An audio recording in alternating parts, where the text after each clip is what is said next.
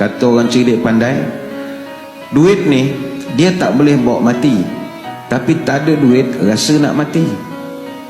Duit tak boleh beli kasih sayang, tapi kasih sayang boleh hilang kalau tak ada duit. Duit tak boleh beli kesihatan, tapi untuk sihat perlukan pada duit. Duit tak boleh beli tidur yang lena, tapi kalau tak ada duit, tidur pun tak lena juga. Duit tak boleh beli kebijaksanaan, tapi kalau nak jadi bijak, kena pakai duit. Orang bodoh nampak cerdik kalau banyak duit, tapi orang cerdik nampak bongok kalau tak ada duit. Awak cerdik, Prof Madya ke Prof ke double degree, 2 master, 3 PhD, duit tak ada, nyanda je lah tiang masjid, orang kan kenal pun.